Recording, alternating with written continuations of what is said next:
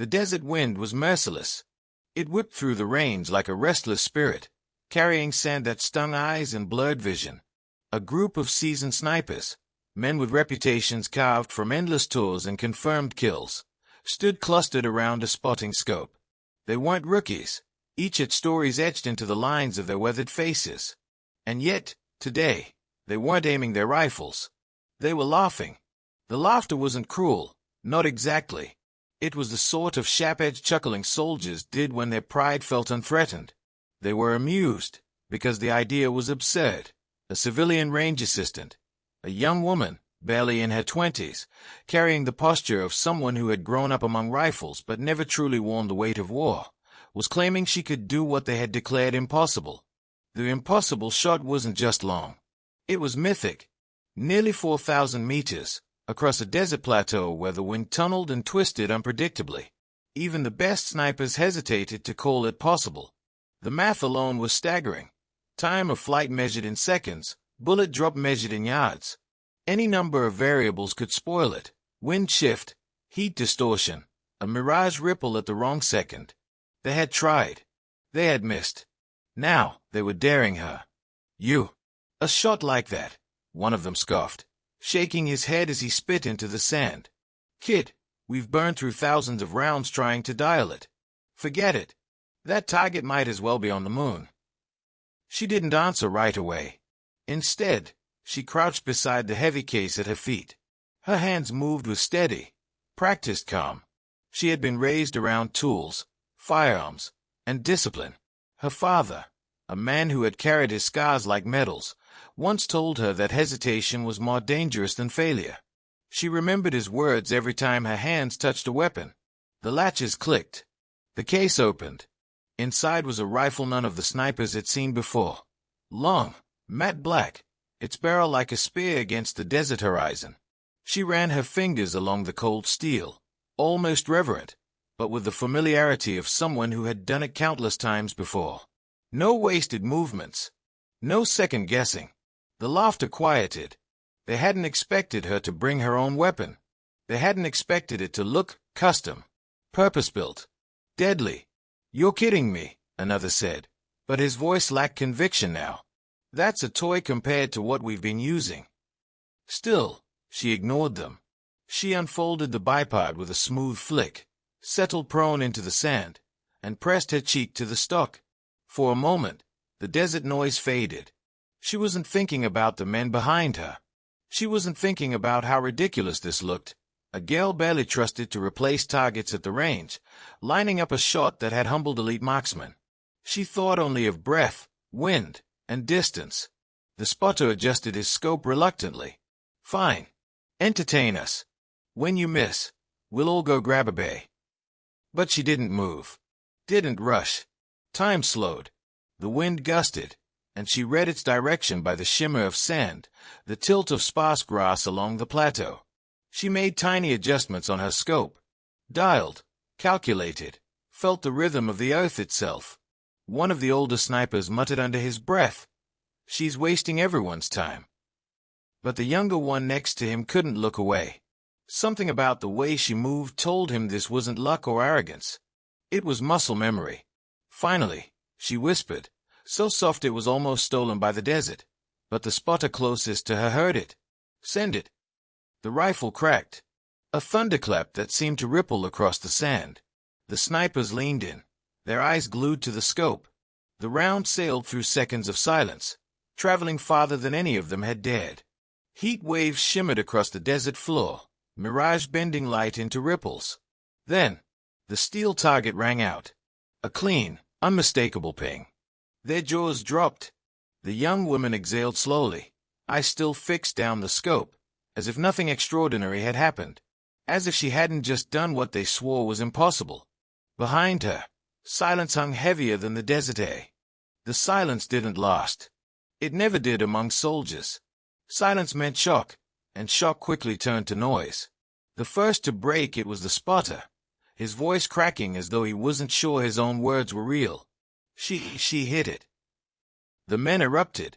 Some cursed under their breath. Some laughed in disbelief. A few simply stood frozen, unable to process what their own eyes had told them. They'd tried, failed, tried again, and then this slip of a girl, who hadn't even been supposed to touch a rifle, had done it on her first attempt. But the most unsettling part wasn't that she hit it. It was how she hit it. The spotter swore he hadn't even seen the shot through his scope. He had looked away for a fraction of a second, distracted by her whisper, and when he refocused, the bullet had already found steel. It was as if she hadn't even fired, as if the impact had come out of nowhere. "Do it again," one of them demanded, his voice hoarse. She didn't answer. She didn't have to. The rifle was already settling back against her shoulder. She chambered another round, adjusted for the wind shift, and once again whispered the word. "Send it." The rifle roared. Seconds stretched. The desert seemed to hold its breath. Ping. Another perfect hit. This time, no one laughed. The older sniper who had dismissed her earlier lowered his head. He had trained for years, studied every ballistic table, burned through ammo until his hands blistered. Yet this girl, this nobody, was stacking hits at distances he couldn't manage with his entire team. "How?" he whispered. "Nobody shoots like that. Nobody." She finally lifted her head from the stock and looked at them. Her eyes were calm, steady, unreadable. "I don't shoot like you," she said quietly. "I shoot like me." Her words hung there, heavier than the rifle itself. For the first time, the snipers didn't see a civilian. They didn't see a girl out of her depth. They saw a ghost, someone who had walked through training they couldn't name, scars they couldn't see, and silence they couldn't understand. They saw someone dangerous, and though none of them said it out loud, the thought crept uninvited into their minds. Who was she really? That night, the desert range felt colder than usual. The heat of the day had burned itself out, leaving the sand chilled and the air dry enough to scrape lungs. Yet inside the barracks, the air was hotter than any sun could make it. Soldiers who had witnessed the impossible were still buzzing, retelling the story as though speaking it aloud might help them believe it. "She hit steel at nearly 4,000, one whispered, shaking his head. "Not once. Twice. Clean. No hesitation." Another leaned forward, his brow furrowed. "I didn't even see the shot leave the chamber." Scope blinked, and the target sang. Like she skipped the bullet forward." "Nonsense," an older sniper growled. He was sitting apart, arms crossed, his pride wounded. "It was luck. Fluke. Mirage tricked your eyes." But none of them truly believed that. They had seen her face. Calm, focused, absent of the nerves that plagued even the best of them when distance turned targets into illusions. Luck couldn't explain that level of control. Luck didn't whisper "send it," as though she were speaking a command to the wind itself. The commanding officer entered the room, and the chatter cut off instantly. Colonel Mayers was a man carved from iron, his uniform crisp even in the dust, his gaze sharp enough to peel back excuses. He didn't waste time. "I heard the rumors," he said flatly. "Which one of you jokers is spreading ghost stories?" No one spoke. A few shuffled uneasily in their seats. Finally, one raised his hand. "Sir, with respect, it wasn't a ghost story. She hit it. Twice." Mayers frowned. "Who?" The silence that followed was heavy. Slowly, eyes turned toward the corner where she sat, oiling the rifle she had brought earlier. She hadn't asked for permission. She hadn't waited for approval. She simply worked, her movements precise, as though the members around her had no weight. The colonel's gaze followed theirs and landed on her. "You," he said, voice sharp. "Stand up." She did, setting the rifle down carefully before rising to her feet. Her posture was military straight, but she wasn't in uniform. Just a civilian assistant, in dusty range gear. "What's your name?" Mayers demanded. She hesitated, then answered, "Danielle. Danielle Cross." "You're no soldier." "No, sir." "Then explain how the hell you just embarrassed half my sniper unit." The room held its breath. Every man leaned in, eager to hear the answer, but Danielle didn't flinch under the colonel's stare. Her eyes were steady, her voice calm. "My father taught me," she said simply. "And your father was—" She paused. A ghost, sir. Confusion rippled through the room. Some snickered nervously, but Mayes didn't. His face darkened, as though the word carried a weight only he understood. He studied her, searching for cracks in her composure, but found none. At last, he said, "Pack your gear. Tomorrow, you're not replacing targets. You're joining us on the range. We'll see if this ghost story holds up under real fire."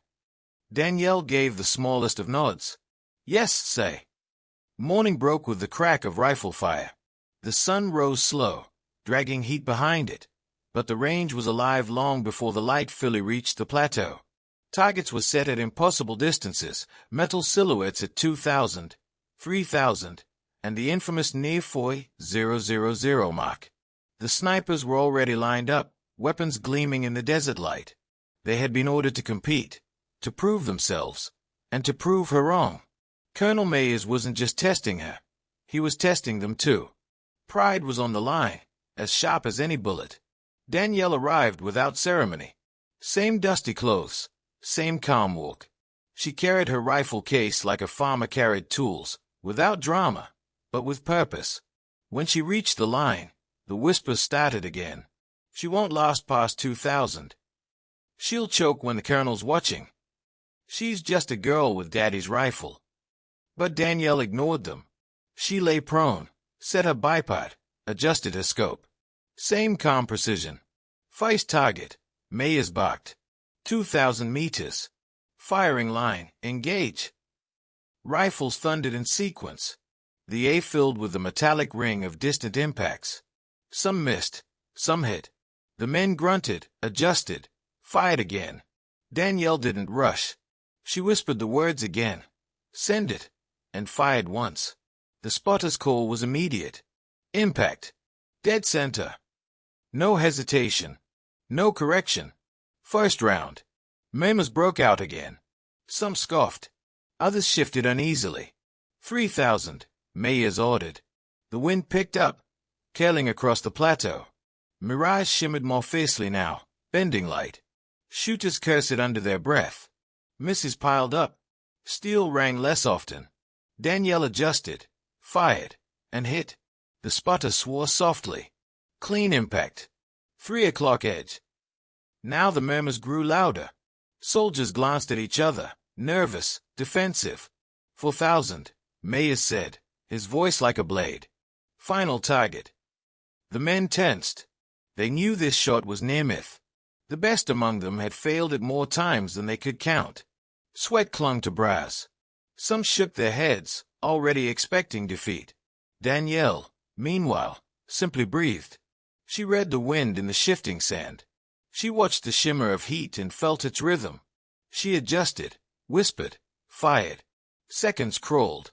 The plateau held its breath. Then, ping! A perfect hit. The range erupted. Some shouted in disbelief. Some cursed. Others went silent, shaken to their core. Colonel Mayes didn't speak at first.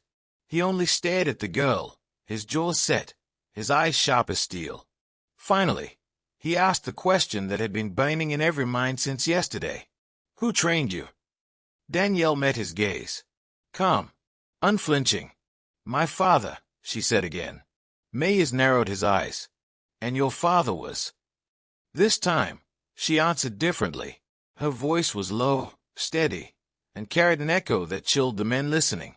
"Not just a ghost, sir. He was the ghost." The colonel froze, and for the first time, the men saw something they had never imagined, fear in the eyes of their commanding officer. Morning broke with the crack of rifle fire. The sun rose slow, dragging heat behind it, but the range was alive long before the light fully reached the plateau.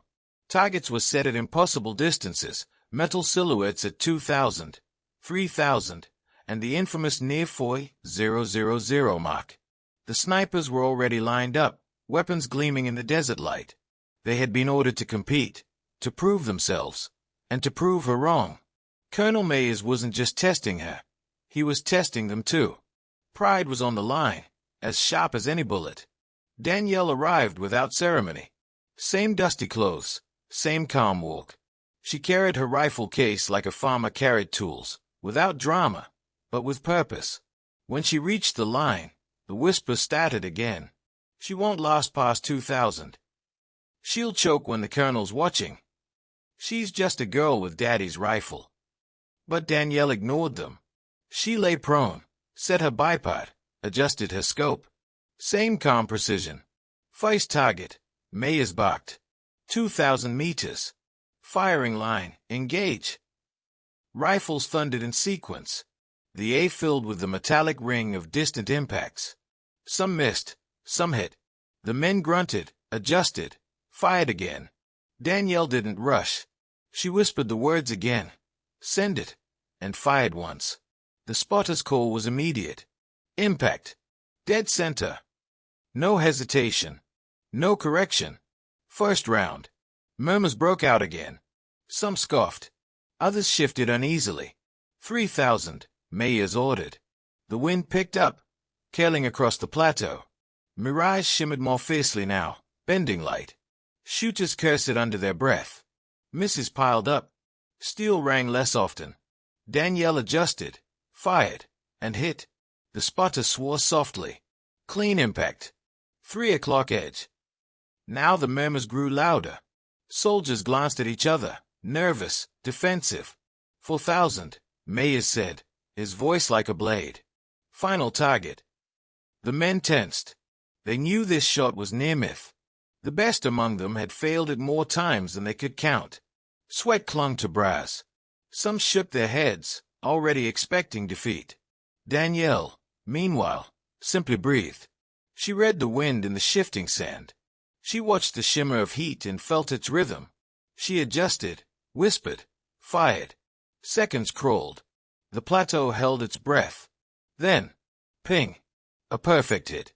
The range erupted. Some shouted in disbelief. Some cursed. Others went silent, shaken to their core. Colonel Mayers didn't speak at first. He only stared at the girl, his jaws set, his eyes sharp as steel. Finally, he asked the question that had been burning in every mind since yesterday. Who trained you? Danielle met his gaze. Calm, unflinching. My father, she said again. Mayers narrowed his eyes. And your father was? This time, she answered differently. Her voice was low, steady, and carried an echo that chilled the men listening. Not just a ghost, sir. He was the ghost. The colonel froze. And for the first time, the men saw something they had never imagined. Fear in the eyes of their commanding officer. The name hung in the desert air like smoke that refused to fade. The ghost. Every man there knew it. Not as rumor. Not as some half-told barrack story whispered by rookies. The ghost was legend, an operator whose kill record was classified so deeply that even mentioning it outside certain walls was considered a violation. He wasn't supposed to exist. And yet, here stood a girl who bore his shadow like it was stitched into her very skin.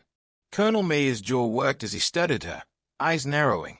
That's impossible, he muttered. But Danielle didn't move, didn't blink. Ghosts don't die, sir, she said softly. They leave pieces of themselves behind. The soldiers shifted uncomfortably. No one laughed now. Some looked at her with awe, others with fear. But all of them knew something had shifted. Mayers barked orders suddenly, his voice snapping like a whip. Range clear. Debrief at 1800 hours. Dismissed. The men scattered, glad for the release of tension, though their whispers chased them.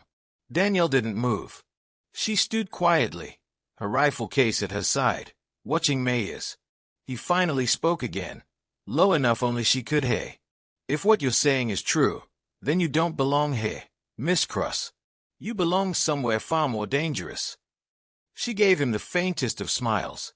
With respect, sir, danger's all I've ever belonged to. Later, in the dim-lit debriefing room, the air was thick with silence. Mayers sat at the head of the table, Danielle across from him. No soldiers this time. Just two people, the colonel's voice heavy with questions. You're not enlisted. Not registered. No record in the system. He leaned forward. But you shoot like him. You read wind like him. Hell, you even look like him when you steady a rifle. Danielle's eyes flickered with something, a mix of pain and pride. Because I am his daughter. Maya's hand froze on the table. He exhaled slowly, leaning back. The ghost never had family. That was the one thing, the one rule he lived by. You think you know everything about him? She asked quietly. For the first time, Mayes didn't answer. She continued. He taught me not just to shoot, but to see, to breathe with the earth, to feel the air before it shifts. He called it listening to silence. She met Mayes' gaze. And now I know why. Because silence is all he left me with when he never came home. The colonel's sternness softened, only slightly. He had buried too many men like the ghost, warriors who had given everything, leaving only their echoes behind. Finally, he asked, why come here? Why now? Danielle's voice turned steel. Because you're training men for wars they can't win without shadows. And I'm the shadow you need. Mayes sat back, silent. The weight of her words pressed down on him like gravity. And for the first time, he realized she wasn't there to prove herself. She was there because the fight that forged her was already coming for them all. 2 nights later, the desert wasn't quiet anymore.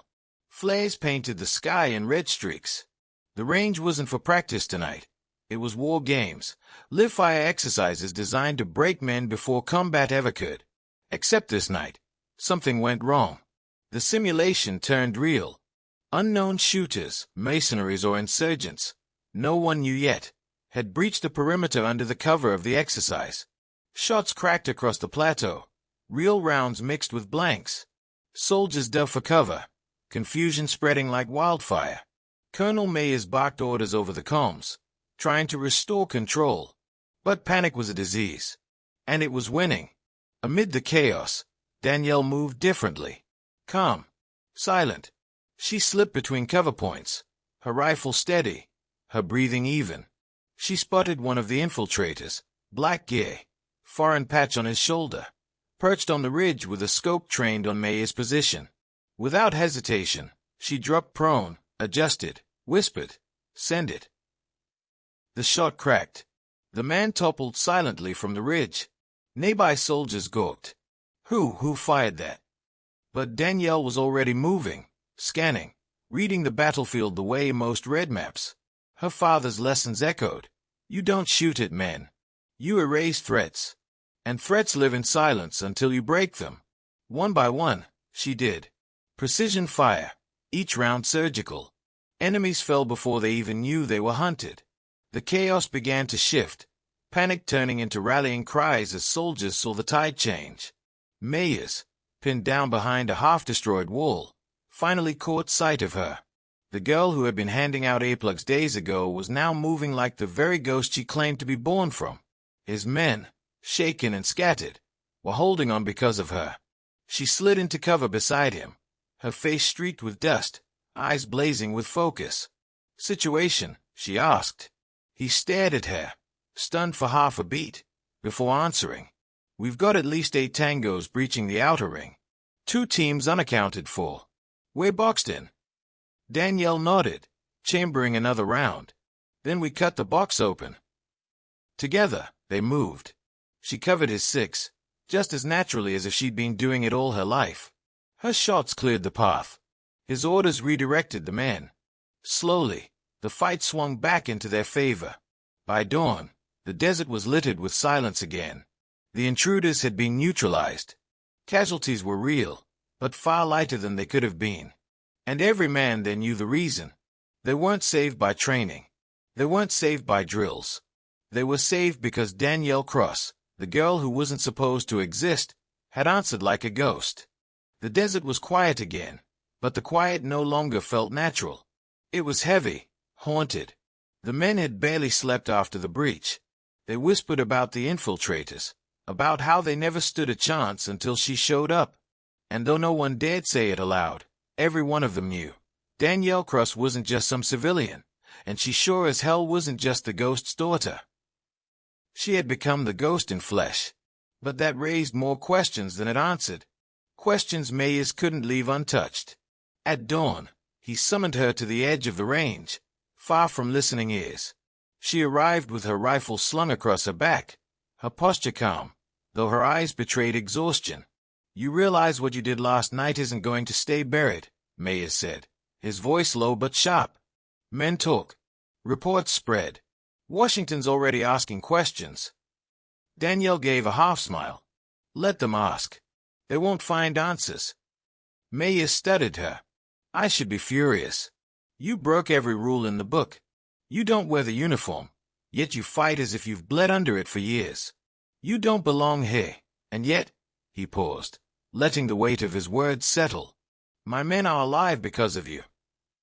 Danielle didn't flinch. I didn't come here to follow your rules, Colonel. I came here to finish what my father started. He frowned. Witches. Her gaze drifted toward the horizon, where the sun clawed its way into the sky. He always said there was a war beneath the wars. A fight in the shadows. That's why he was never truly home.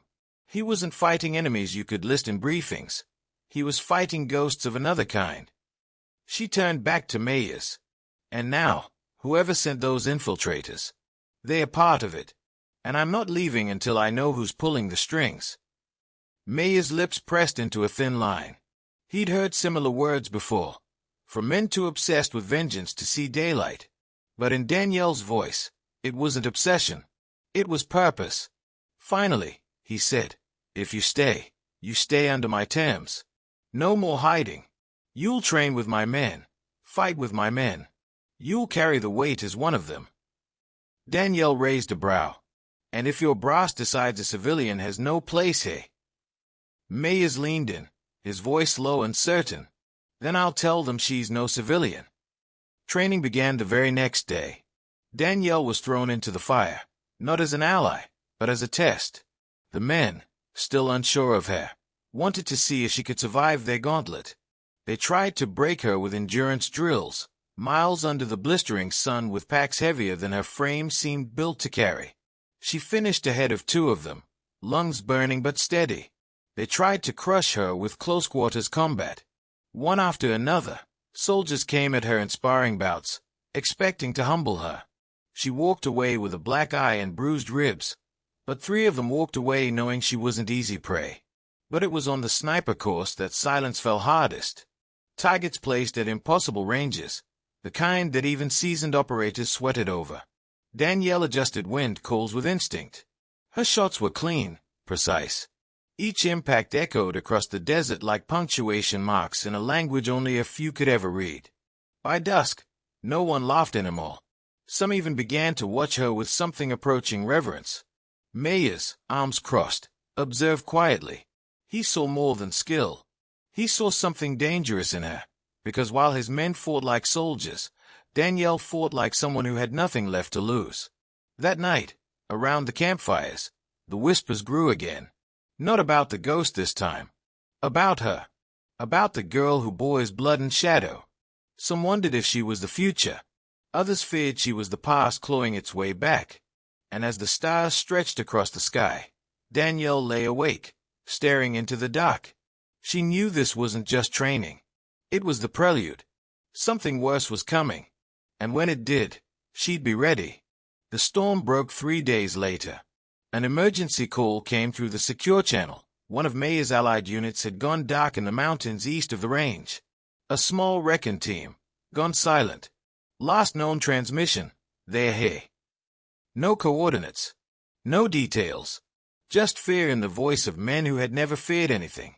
Mayes didn't hesitate. He mobilized a strike team at dawn. Danielle was already geared up before the order was even fully spoken. You're not on the roster, Mayes reminded her, though his tone lacked conviction. She looked at him, calm and unshaken. Neither was my father. Didn't stop him either. The colonel gave a slow nod. Then stay on my 6. The mission was grueling from the first step. Jagged ridges, shifting winds, terrain designed to devour men. But Danielle moved like she belonged there. She spotted signs the others missed.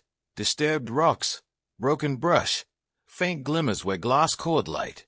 They were being watched. When the ambush came, it was swift and merciless. Figures in dark gear erupted from the rocks, rifles spitting fire. The first seal went down hard, blood staining the dust. Shouts filled the canyon, chaos echoing off stone walls. Danielle dropped to her knee, scope snapping into place. She fired once, twice, each shot cutting down a threat before it could strike again. The fight raged around her, but her world narrowed into a tunnel of focus. At one point, a mercenary slipped close, knife drawn, silent as death. Danielle spun, steel flashing as she parried with her own blade. The struggle was brutal, raw, but in seconds a man lay silent, and she stood, chest heaving. Mayes saw it all. His doubts burned away in the fire of reality. She wasn't just helping them, she was leading them, guiding the fight with instincts too sharp to ignore. And then came the sniper. Hidden high on the ridge, his shots pinned them down, every movement punished. Men crawled for cover, trapped under his scope. Danielle's eyes found him, a shimmer of glass against stone. Distance, over a mile. Wind, shifting, cruel. Even seasoned snipers might hesitate, but not her. She closed her eyes, inhaled deep. Her father's voice whispered, "Listen to silence." She adjusted, steadied, exhaled. Crack! The round flew, unseen. Seconds stretched into eternity. Then the enemy sniper's body slumped, tumbling from the ridge. The canyon fell quiet. The SEALs stared, disbelief washing over their faces.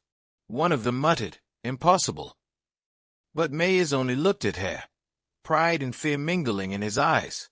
"No," he said softly. "Not impossible. Just ghost blood." By nightfall, the team was extracted, battered but alive. Danielle sat apart from the firelight, her rifle resting across her knees. She wasn't smiling. She wasn't celebrating. She was thinking. About her father. About the shadows still out there, watching. Mayes approached, standing over her for a long moment before speaking. "You saved them," he said. She looked up. "Not all of them." He nodded grimly. "That's war. But you did what no one else could." Her eyes returned to the flames. "No, I did what I was born to do." The colonel placed a hand on her shoulder. "Then maybe it's time the world knew ghosts don't die after all." And in that moment, as the fire crackled and the stars burned above, Danielle Cross finally understood. Her father's legacy wasn't just a memory. It was her.